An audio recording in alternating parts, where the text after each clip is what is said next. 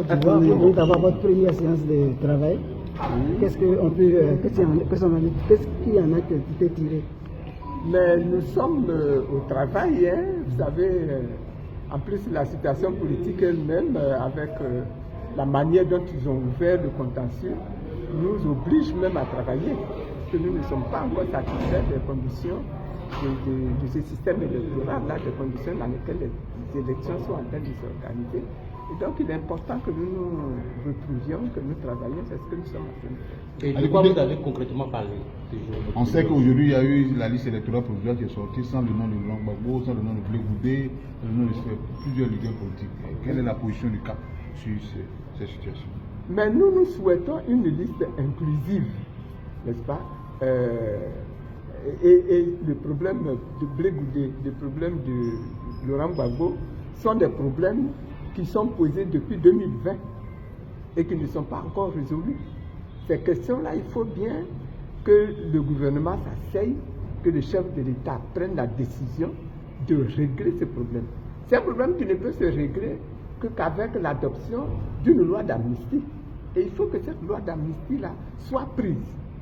À l'époque où nous étions en guerre, où le problème qui était posé, c'était le grave problème de l'attaque du pays par une équipe rebelle armée qui est venue, qui a détruit des populations civiles, il était important de créer quand même l'entente au niveau du pays pour gérer le conflit qu'il y avait. Mais à cette époque-là, le président Gbagbo n'a pas hésité à faire adopter une loi d'amnistie pour que la nation pardonne cette agression armée du pays. Aujourd'hui, il faut que cette même décision soit prise. Et là-dessus, là, nous estimons, nous le disons depuis 2020 d'ailleurs, hein, que la seule solution, c'est que le président de la République fasse adopter une loi d'amnistie par l'Assemblée nationale pour que toutes ces personnalités-là soient réinscrites sur les listes électorales. Est-ce que le sujet de la révision de la liste électorale a été évoqué pour 2025? À notre équipe de travail, ah, bien sûr. Bien sûr. Okay. Merci. Cette réunion, nous tenons à préciser que cette réunion n'était pas la première. Depuis la sortie du lundi, nous nous sommes mis résolument au travail. Le message que nous voulons que le gouvernement retienne, c'est que la CAP est une coalition de partis politiques avec une force de proposition, avec des thèmes de référence bien précis. Et que nous n'arrivons pas sur la scène politique avec le couteau entre les dents.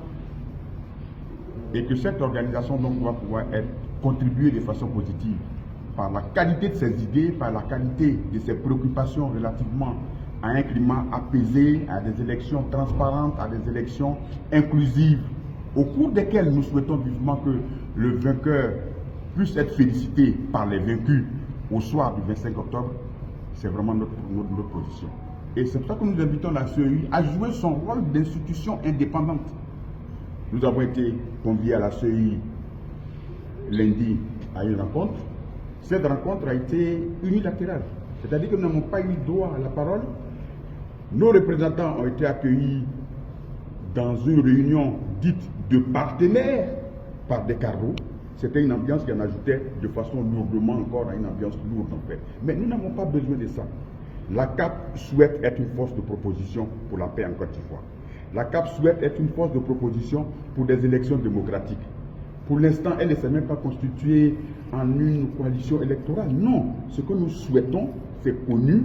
Nous avons toujours réclamé des élections qui soient des élections inclusives, où la participation de tous ceux qui veulent aller à ces scrutins puisse être actée et que nous puissions repartir sur de bonnes bases. La CEI ne peut pas continuer de s'abriter derrière une déclaration d'indépendance et nous traiter non pas en partenaire mais en adversaire. Nous sommes partis à cette réunion lundi, nous avons eu l'impression que nous étions les adversaires de la CEI. Nous nous disons que nous sommes ses partenaires, que nous voulons continuer d'être des partenaires, dont les propositions doivent être prises en compte. Il s'est dit qu'il n'y a que 2 partis politiques qui ont demandé la révision de la liste électorale. Nous avons voulu prouver ce jour-là que nous sommes plus de 25 partis à demander la révision de la liste électorale pour 2025.